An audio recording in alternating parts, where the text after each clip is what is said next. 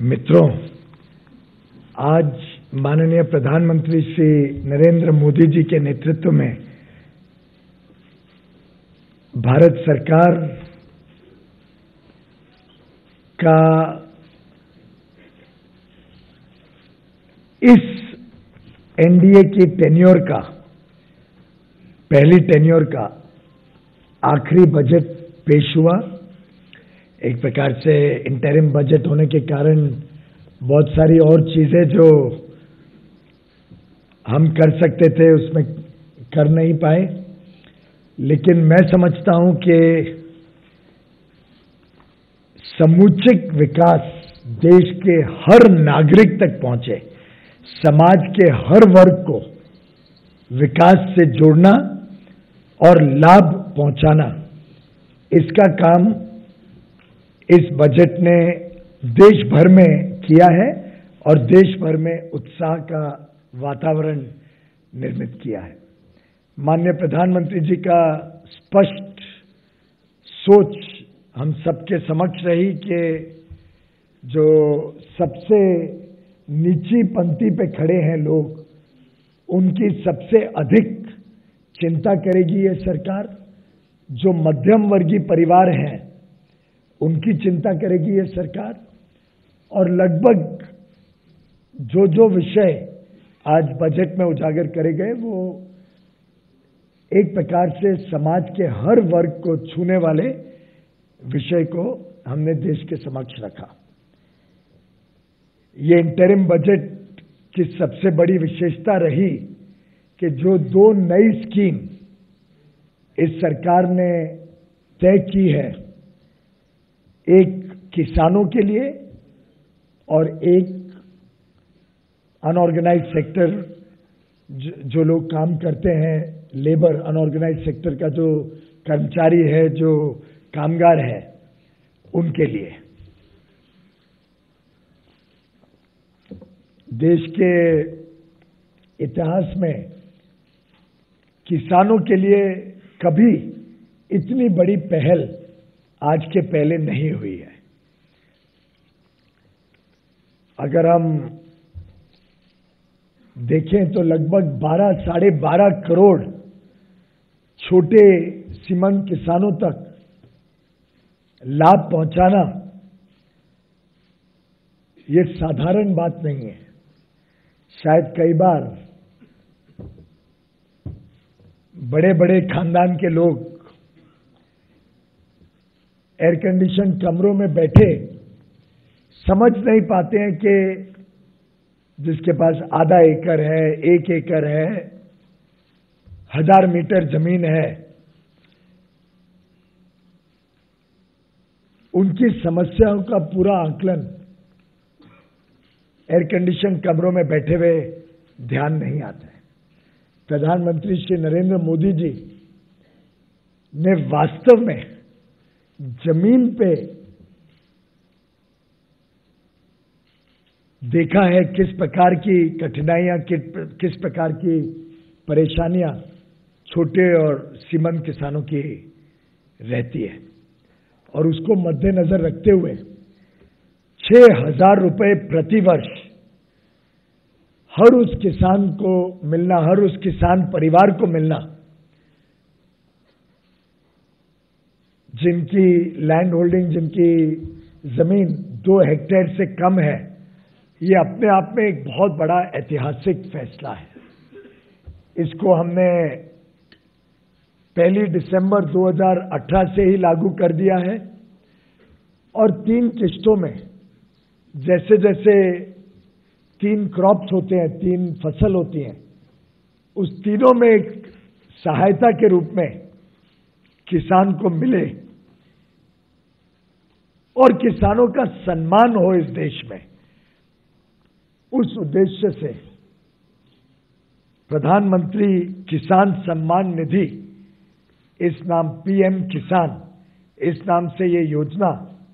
सरकार ने इसी वर्ष से शुरू कर दी है। इस वर्ष का जो आखिरी 4 महीने हैं उसके भी 2,000 रुपए प्रति किसान को, जिनकी लैंड होल्डिंग 2 हेक्टेयर से कम है, उन सबको पहुंचाई जाएगी। सभी राज्यों से सूचियां मंगाई जाएंगी तुरंत ही। और मैं समझता हूं एक प्रकार से किसानों को कभी बिजली का बिल भरना है, कभी बीज खरीदने हैं, बीमा योजना के साथ जुड़ना है, कोई पेंशन स्कीम में कुछ पैसे भरने हैं, इन छोटी रोजमर्रा की विषयों के लिए ये हर 4 महीने में 2,000 रुपए,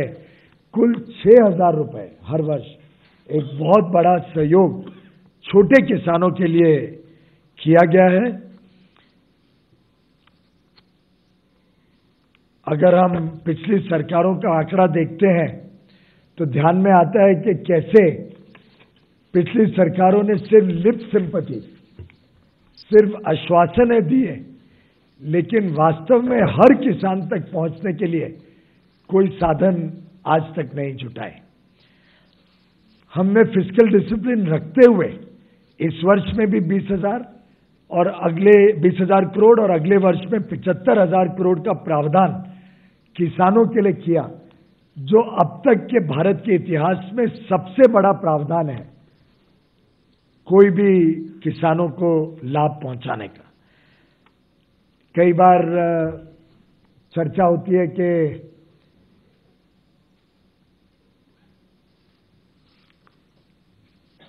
अनऑर्गेनाइज्ड सेक्टर जो लेबर होता है उसको वृद्ध अवस्था में, जब वो 60 वर्ष पार कर जाता है, तब काम मिलने में, करने में भी तकलीफ होती है। सोशल सिक्योरिटी का साधन ना होने के कारण, व्यवस्थाएं ना होने के कारण वृद्ध अवस्था में कुछ ना कुछ तकलीफ का सामना उनको सहन करना पड़ता था। उन सभी ऐसे, और एक प्रकार से अनुमानित 42 करोड़ ऐसे अनऑर्गेनाइज्ड सेक्टर में काम करने वाले हमारे मजदूर भाई बहनों के लिए ये एक बहुत बड़ा योजना केंद्र सरकार ने तय की है, जो इसी महीने से लागू कर दी जाएगी। जो भी ऐसे अनऑर्गेनाइज्ड सेक्टर में 18 वर्ष से 40 वर्ष की आयु के लोग काम कर रहे हैं, कोई ठेले वाला हो, कोई छोटा दुकान में नौकरी करता हो, खुदरा व्यापार के साथ जुड़ा हो किसी प्रकार से, कोई कारपेंटर हो, कोई प्लम्बर हो, कोई मोची हो, हमने इसमें घरेलू कामगार को भी जोड़ा है। जो घरेलू कामगार सभी के सहायता के लिए घरों में काम करते हैं, घरेलू कामगार को भी इस स्कीम का लाभ मिले, ये सुनिश्चित करते हुए ऐसे करोड़ों की संख्या में लोग एक छोटी रकम हर महीने अपनी पेंशन स्कीम में डालें। अनुमानित जो 18 वर्ष का कोई व्यक्ति इस स्कीम में जुड़ता है तो मात्र 55 रुपए प्रति महीना उनको इस स्कीम में डालने पड़ेंगे। कोई 29 साल का व्यक्ति 10 साल बाद जुड़ता है, उनको भी शायद 100 रुपए ही डालने पड़ेंगे प्रति माह, और केंद्र सरकार उतनी ही राशि जोड़ेगी उस पेंशन अकाउंट में। किसी के 100 रुपए जमा हुए तो हम भी 100 रुपए उसमें जोड़ेंगे, और ऐसे करके 60 वर्ष की आयु के बाद एक बार वो हर महीने इसको पेंशन स्कीम में अपनी कंट्रीब्यूशन दे और केंद्र सरकार दे, तो 3,000 रुपए हर महीने एश्योर्ड पेंशन अनऑर्गेनाइज्ड सेक्टर के हमारे भाइयों बहनों को मिलेगी। ये अपने आप में एक नई कल्पना इस देश में पेश की है माननीय प्रधानमंत्री नरेंद्र मोदी जी के नेतृत्व में, और मैं समझता हूं इस कल्पना से करोड़ों ऐसे परिवार और करोड़ों ऐसे लोग जो वृद्ध अवस्था में तकलीफ में आते हैं, उन सबको बड़ी राहत मिलेगी।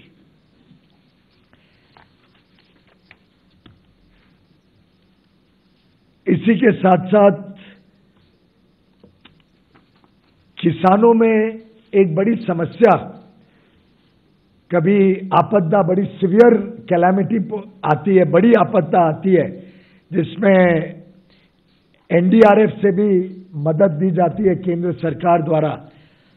जब ऐसी आपत्ति आती है, अभी अभी हमने उदाहरण के लिए महाराष्ट्र में देखा कि ड्राउट कई डिस्ट्रिक्ट्स में आया, कई जिले, कई पंचायतों में ड्राउट की स्थिति आई। तो एनडीआरएफ से तो सहायता मिलती है, लेकिन जो किसान का कर्ज होता है, जो लोन होता है, उस लोन को रीशेड्यूल किया जाता है और 1 साल के लिए उस लोन पे भी ब्याज की छूट 2% दी जाती है, और अगर समय पे कर दे तो 3% अधिक छूट 1 साल के लिए मिलती है ऐसे आपत्तिग्रस्त किसानों को। हमें ध्यान में है कि जब ऐसी कोई आपदा आती है, वैसे तो प्रधानमंत्री फसल बीमा योजना के तहत पूरा भुगतान, 100% भुगतान किसान को मिल जाता है, लेकिन कभी किसी से रह गया फसल बीमा योजना के साथ जुड़ना। ऐसी परिस्थिति के लिए अगर लोन रीशेड्यूल होता है तो अब हमने सुनिश्चित किया है कि जितने समय के लिए रीशेड्यूल होता है उस पूरे समय के लिए 2% सालाना ब्याज में छूट मिलेगी, और अगर जो रीशेड्यूल्ड रीपेमेंट डेट है, जो नई सीमा अवधि तय की गई है जिसके हिसाब से किसान को भरना है, उस हिसाब से वो अपनी लोन को वापस दे दे, तो उसमें भी अधिक 3% ब्याज की छूट किसान को अधिक मिलेगी। तो जो आज एग्रीकल्चर लोन पे जो सुविधाएं मिलती हैं ऐसे आपत्तिग्रस्त इलाकों के लिए, वही सुविधा पूरे रीशेड्यूलमेंट पीरियड के लिए भी देने का निर्णय सरकार ने आज किया। इसी प्रकार से एक बड़ा वर्ग है किसानों में जो एनिमल हस्बेंड्री और फिशरीज के साथ जुड़ा हुआ है। ये ब्लू इकोनॉमी को प्रोत्साहन देने के लिए माननीय प्रधानमंत्री जी की बड़ी संवेदना रहती है, और एनिमल हस्बेंड्री और फिशरी एक ऐसा वर्ग है जो बड़ा उत्पादन भी करता है। लगभग अनुमानित 1.5 करोड़ लोग इसके साथ जुड़े हुए हैं। उन सबको अब आगे चल के जो भी वो किसान की तरह लोन लेंगे, ऋण लेंगे, उस लोन पे शुरुआत में 2% ब्याज की छूट मिलेगी, और जब वो रीपे करें समय के हिसाब से तो 3% अतिरिक्त उनको लाभ मिलेगा। यानी उनका भी लोन घट के 9% के बदले 4% रह जाएगा। ऐसे 1.5 करोड़ लगभग लाभार्थी रहेंगे इस नई योजना का, जो एनिमल हस्बेंड्री और फिशरीज से जुड़े, जो मछुआरे वगैरह काम कर रहे हैं कोस्ट लाइन पे, और जो लोग cow animal husbandry, poultry and this मुर्गी पालन, पोल्ट्री, इस प्रकार का जो काम करते हैं एनिमल हस्बेंड्री कंपनी, गांव पालन, पशुपालन, इस सभी क्षेत्रों के लिए ये ब्याज की छूट अब दी जाएगी। एक महत्वपूर्ण निर्णय लिया है राष्ट्रीय कामधेनु आयोग को स्थापना करने का। ये आयोग भी जो काउ रिसोर्सेज हैं, जो गाय के संबंध में जो विशेष हमने कोशिश की है कि गाय का सम्मान हो, जो डायरेक्टिव प्रिंसिपल संविधान का 1950 में कहता था कि सरकार की जिम्मेदारी रहेगी कि गाय को प्रोटेक्ट करे, गाय के ऑर्गेनाइज तरीके से उनके विकास का काम देखा जाए, उस पूरे काम को देखने के लिए और अपग्रेड करने के लिए काउ रिसोर्सेज को और उनकी प्रोडक्टिविटी, उनके उत्पादकता को बढ़ाने के लिए ये राष्ट्रीय कामधेनु आयोग काम करेगा। उसके लिए शुरुआत में 500 करोड़ का हमने प्रावधान लगभग इस वर्ष रखा है, और आगे चल के जितना पैसा और लगेगा इस काम के लिए, जो सिफारिशें आएंगी इस आयोग द्वारा, उसके लिए निर्धारित किया जाएगा। इसी प्रकार से जो प्रधानमंत्री श्रम योगी मानधन के अंतर्गत स्कीम अनाउंस की गई है, उसके लिए भी एक अनुमानित 500 करोड़ रुपए शुरुआत में हमने रखे हैं, और अगर जैसे जैसे लोग जुड़ेंगे और अधिक पैसा केंद्र सरकार को लगाना पड़ेगा, वो केंद्र सरकार पूरी तरीके से उपलब्ध कराएगी। एक जो घुमंतु और denotified nomadic and semi nomadic communities हैं, इन सबको भी किस प्रकार से पूरी तरीके से इसका आकलन निकाला जाए, इस सबको फॉर्मली क्लासिफाई किया जाए, उसके लिए एक वेलफेयर डेवलपमेंट बोर्ड बनाया जाएगा मिनिस्ट्री ऑफ सोशल जस्टिस और एम्पावरमेंट के तहत, और इनका आगे का विकास, इनका वेलफेयर, इनके वेलफेयर प्रोग्राम्स, उसके लिए जो प्रोग्राम नए प्रोग्राम्स बनेंगे, उसके लिए भी ये सरकार पूरी चिंता करेगी। एक मैंने अपने बजट भाषण के दौरान 5 वर्ष में कैसे समाज के हर वर्ग के लिए इस सरकार ने अलग अलग तरीके से लाभ पहुंचाने का काम किया, इसका एक होलिस्टिक अप्रोच, एक खाका आप सबके समक्ष रखा था। आज देश की 130 करोड़ जनता के लिए इस सरकार ने समय समय पे 5 वर्ष कुछ ना कुछ लाभ पहुंचाने का काम निरंतर किया है। इनकम टैक्स के क्षेत्र में जो 1.5 लाख रुपए तक ब्याज की छूट मिलती थी कोई घर खरीदे, उसको बढ़ा के 2 लाख रुपए कर दिया। जो specified savings, insurance, provident fund में पैसा निवेश करते थे हमारे मध्यम वर्गीय लोग खासतौर पे, उसकी छूट को 1 लाख से बढ़ा के 1.5 लाख कर दिया था। इसी प्रकार से स्टैंडर्ड डिडक्शन पिछले बजट में 40,000 रुपए का इंट्रोड्यूस किया था। ऐसे कई सारे योजनाएं इस सरकार ने मध्यम वर्गीय परिवारों को लाभ देने वाली गत 4 वर्षों में तय की थी। जो 2.5 से 5 लाख रुपए का वर्ग है, टैक्स पेयर वर्ग, उनकी भी टैक्स रेट को 10% से घटा के 5% किया गया था। इन सबको मद्देनजर रखते लगभग हर करदाता को, मध्यम वर्गीय खासतौर पे करदाता को लाभ देने का काम इस सरकार ने लगातार किया है। वैसे तो टैक्स के जो प्रपोजल्स रहेंगे वो मेन बजट में जुलाई में आगे चल के आएंगे, तो साधारणतः मैंने टैक्स में कोई बहुत ज्यादा फेरबदल नहीं किया है। टैक्स रेट्स में, लिमिट्स वगैरह में, वो सब जो मेन बजट आएगा उस समय हम उसको तय करेंगे। और जनता का आशीर्वाद प्रधानमंत्री मोदी जी के साथ निरंतर बना रहेगा, इस विश्वास के साथ मैं कह सकता हूं कि जुलाई 2019 में जब प्रधानमंत्री मोदी जी की सरकार के दूसरे टर्म का बजट होगा, तब एक प्रकार से हमारे मेन टैक्स के प्रपोजल्स आप सबके समक्ष रखे जाएंगे। लेकिन एक ऐसा वर्ग है जो बहुत ही निम्न मध्यम वर्गीय है। प्रधानमंत्री मोदी जी ने इसको एक प्रकार से न्यू मिडिल क्लास भी शब्द इस्तेमाल किया था। ये जो निम्न मध्यम वर्गीय वर्ग है, इन सबको अगर अभी पता नहीं चलता है कि उनको किस प्रकार का लाभ मिलने वाला है, तो शायद टैक्स डिडक्शन एट सोर्स वगैरह के वजह से अप्रैल, मई, जून, जुलाई, जब तक फाइनल बजट आता है, जब तक फाइनल बजट पारित नहीं होता है, तब तक टैक्सेस डिडक्ट हो जाएंगे उनकी आमदनी में। फिर उनको अगर वो उनका फाइनल टैक्सेबल इनकम 5 लाख से कम हो, तो उनको रिफंड के लिए फिर टैक्स डिपार्टमेंट के पास जाना पड़ेगा, रिटर्न भरना पड़ेगा। तो ये सब असुविधा से बचाने के लिए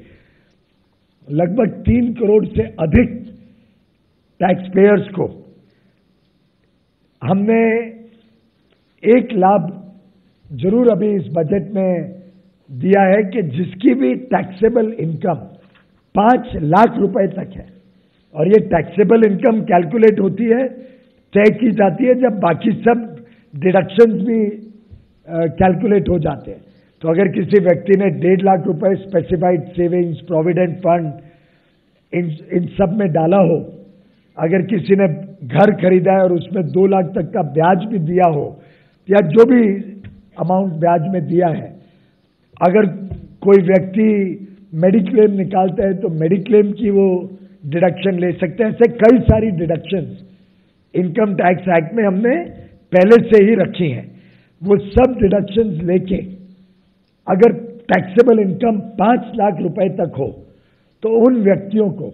एक टैक्स रिबेट पूर्ण रूप से दिया जाएगा, जिससे 5 लाख रुपए तक की टैक्सेबल इनकम के सभी लोग टैक्स के दायरे से बाहर निकल जाएंगे और उनको अब टैक्स नहीं भरना पड़ेगा। तो ये इनकम टैक्स रिटर्न में वो क्लेम कर सकते हैं। जिसकी इनकम 5 लाख के नीचे आती है उन सबको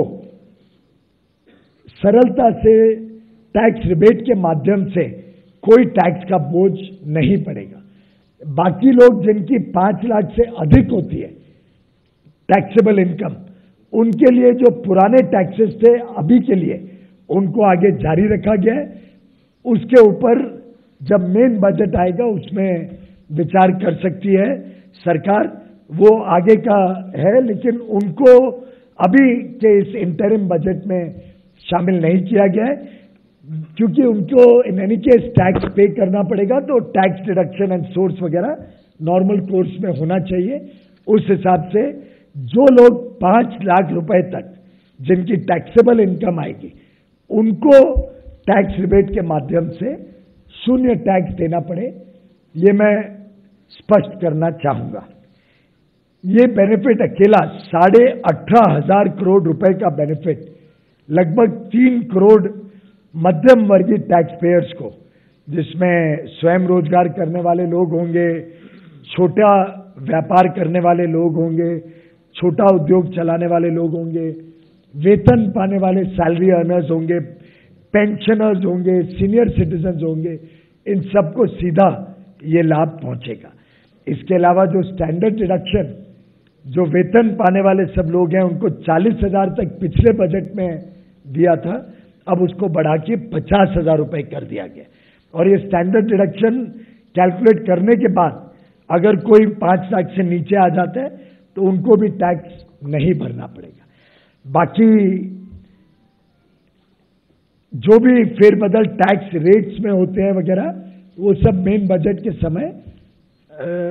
वित्त मंत्री उस समय उस पर अपना फाइनल व्यू ले सकते हैं।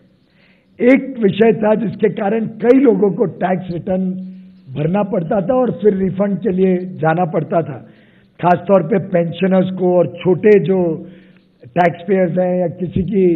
कोई काम करता है और उसकी नॉन वर्किंग स्पाउस हो को एक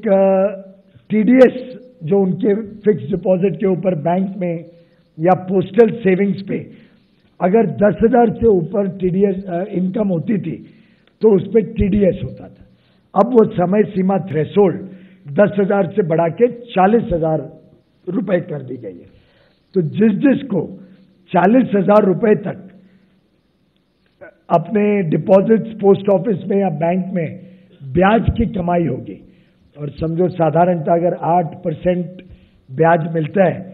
तो इसके हिसाब से 5 लाख रुपए तक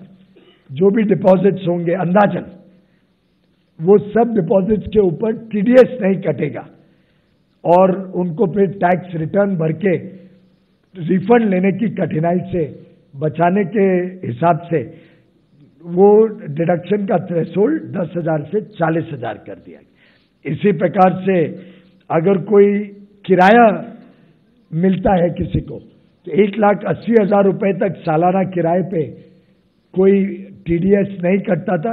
अब वो बढ़ा के 2,40,000 रुपए कर दिया गया है। कुछ मध्यम वर्गीय परिवारों को सुविधा देने के लिए कुछ चेंजेस हमने कैपिटल गेन में किया कि अगर एक व्यक्ति एक घर बेच के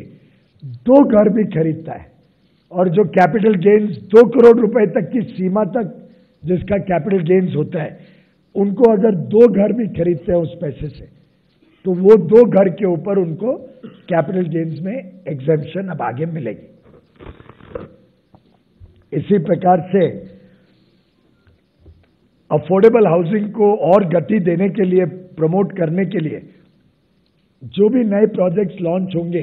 अफोर्डेबल हाउसिंग के तहत, उनको अब 31 मार्च 2020 तक यानी 1 साल की अवधि बढ़ा दी गई है।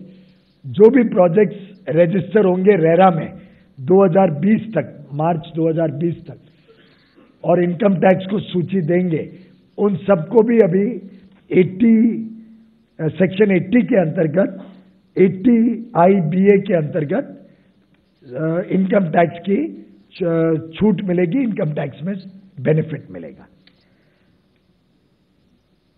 आगे चल के इनकम टैक्स में और स्फूर्ति आए काम में, उसके लिए सरकार ने और प्रभावी कदम उठाए हैं, जिसके तहत एक तो लगभग सभी असेसमेंट आगे चल के इलेक्ट्रॉनिक हो जाएंगे, सभी स्क्रूटनी, असेसमेंट, टैक्स रिफंड। और मैं समझता हूं आप सब ने और देश के सभी करदाताओं ने महसूस किया कि ये वर्ष 2018-19 में घर बैठे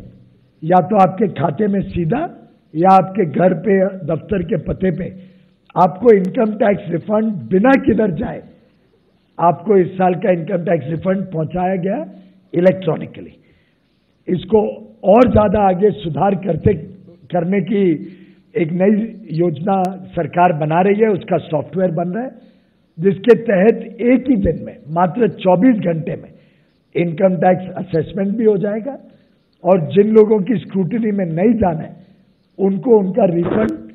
24 घंटे में मिल जाए, इस प्रकार की व्यवस्था सरकार बना रही है। इसके अलावा आगे जो भी स्क्रूटनी होगी, और आप सबको ने सुना होगा, मैंने बताया 99.54%, 99.54% इनकम टैक्स रिटर्न्स कुल इंडिविजुअल्स के, बिजनेस के, हरेक के रिटर्न्स की संख्या, यानी 8.5 करोड़ रिटर्न्स जब हम देखते हैं तो 99, पिछले साल शायद 5.8 करोड़ रिटर्न्स फाइल हुए थे, 5.8 करोड़ रिटर्न्स में सिर्फ और सिर्फ 3 लाख से कम लोगों का रिटर्न स्क्रूटनी में लिया गया। मैं समझता हूं अपने आप में 99.54%, 99.54% return as it is computer के द्वारा एक्सेप्ट कर देना, यह भी अपने आप में एक नया इतिहास रच रहा है। और ये कोई इंडिविजुअल नहीं तय करता, ये कंप्यूटर मापदंड के हिसाब से तय होता है किसकी स्क्रूटनी में जाएगा, किसका नहीं जाएगा। ये अलग बात है अगर कुछ जानकारी मिलती है जिसने अपनी इनकम छुपाई है या कुछ ऐसी जानकारी मिलती है कि पूरी टैक्स नहीं भरी है जो अलग अलग माध्यम से सरकार के पास आती है, तो उसके ऊपर उचित कार्रवाई की जाएगी, क्योंकि ये सरकार कोशिश कर रही है कि पूरा देश ईमानदार रास्ते पे चले। और मैं समझता हूं ये जो आज स्टैंडर्ड डिडक्शन और 5 लाख तक के छोटे करदाताओं को छूट दी गई है, ये एक प्रकार से उनका सम्मान करने के लिए दी गई है जिन्होंने ईमानदार व्यवस्था को अपनाया। और आज मेरा मानना है कि पूरा देश ईमानदारी की तरफ तेजी से बढ़ रहा है। सभी लोग चाहते हैं कि जो प्रधानमंत्री मोदी जी ने देश के गरीबों के लिए, देश के निम्न मध्यम वर्गीयों के लिए जो सामाजिक और आर्थिक विकास के प्रभावी कदम उठाए हैं, ऐतिहासिक कदम उठाए हैं, जो किसानों को लाभ पहुंचाती है, जो अनऑर्गेनाइज सेक्टर के लेबर को लाभ पहुंचाती है, इन सब योजनाओं के लिए आज देश का करदाता गर्व से कह रहा है कि आज देश के टैक्सपेयर्स के वजह से, देश के टैक्सपेयर्स ने जो टैक्स भरा है उस राशि की वजह से आज देश के किसानों को, आज देश के छोटे मध्यम वर्गीय लोगों को, आज देश के उन कामगारों को जिनको कभी आज तक पेंशन नहीं मिलती थी, उन सबको अगर एक नए उत्साह और नए उमंग से आगे का मार्ग दिखता है तो वो वास्तव में देश के जो करोड़ों करदाता ने टैक्स भरा, ईमानदार व्यवस्था से बढ़ा, उन सब के सहयोग से ये विकास की तेज गति ये सरकार कर पाई है। एक दो और छोटे विषय आपके समक्ष रखना चाहूंगा। डिफेंस बजट पहली बार 3 लाख करोड़ से अधिक अगले वर्ष होने जा रहा है। यह अपने आप में एक बहुत बड़ा विषय है। ओआरओपी जो पिछले बार वर्षों से, 40 वर्षों से लटका पड़ा था, उसको इस सरकार ने इन ट्रू स्पिरिट इंप्लीमेंट किया और जहां पिछली सरकार ने पिछले 2014-15 के इंटरिम बजट में मात्र 500 करोड़ रुपए का प्रावधान किया था, प्रधानमंत्री नरेंद्र मोदी जी के नेतृत्व वाली सरकार ने गत वर्षों में 35,000 करोड़ से अधिक वन रैंक वन पेंशन के द्वारा हमारे सेना के सभी तीनों डिविजन्स के रिटायर्ड पेंशनर्स को देके उनका सम्मान बढ़ाया और देश की कृतज्ञता हमारे सेना के सभी जवानों के प्रति एक प्रकार से दिखाई है। अंत में मैं एक बात जरूर आपके समक्ष रखना चाहूंगा, चाहे वो शेड्यूल्ड कास्ट हो, शेड्यूल्ड ट्राइब हो, चाहे वो किसान हो और उसके साथ जुड़े हुए सब वर्ग हो, चाहे वो स्वास्थ्य की सेवाओं का वर्ग हो या वो शिक्षा का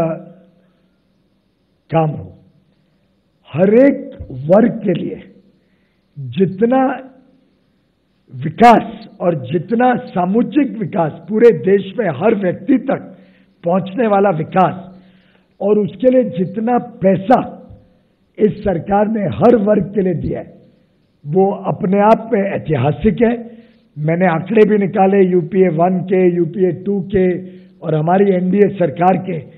हर एक मापदंड पे इस सरकार ने सबसे अधिक राशि हमारे देश के कमजोर वर्गों को दी, हमारे देश के किसानों को दी, हमारे देश के गरीबों को दी, हमारे देश के मध्यम वर्गीय परिवारों में और उनके सक्षम बनाने के लिए इस देश में इंफ्रास्ट्रक्चर का तेजी से विकास हो, इस देश में डिफेंस प्रिपेयर्डनेस के लिए सुरक्षा की हमारी और अच्छी बने, उसका काम हो। हर क्षेत्र में इस सरकार ने जो तेज गति से काम किया उसका मैंने वर्णन काफी मात्रा में अपने भाषण में भी किया। मैं दावे के साथ कह सकता हूं ये 5 वर्ष एनडीए की सरकार प्रधानमंत्री नरेंद्र मोदी जी के नेतृत्व में इस सरकार का काम इस देश की जनता ने देखा, इस देश की जनता ने महसूस किया, इस देश की हर एक 130 करोड़ नागरिक तक पहुंचाने वाला ये सामुदायिक विकास एक प्रकार से ऐतिहासिक है। And if I can say it is a never before development agenda that this government along with fiscal prudence, जो भी मापदंड हमने अपने समक्ष रखे थे वो फिस्कल प्रूडेंस को रखते हुए देश के हर कोने कोने तक, खासतौर पे उत्तर पूर्व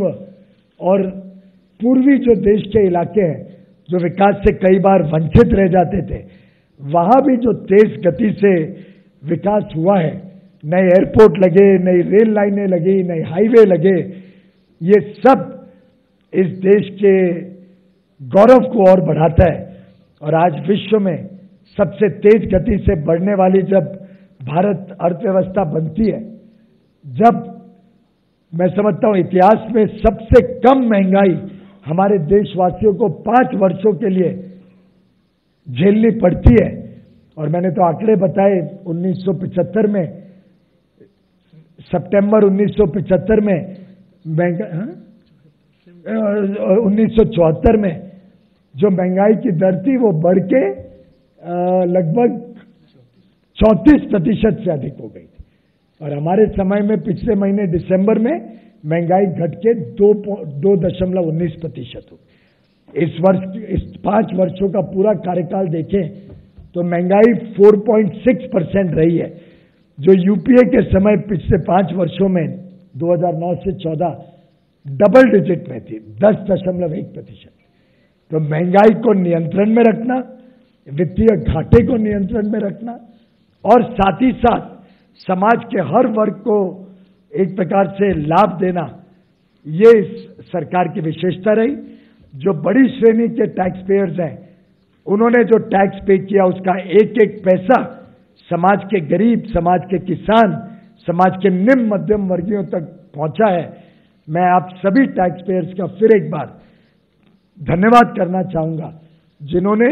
इस देश के विकास की यात्रा को संभव बनाया और जिनके सहयोग से ये सरकार ऐसा ऐतिहासिक काम कर पाई। बहुत बहुत धन्यवाद।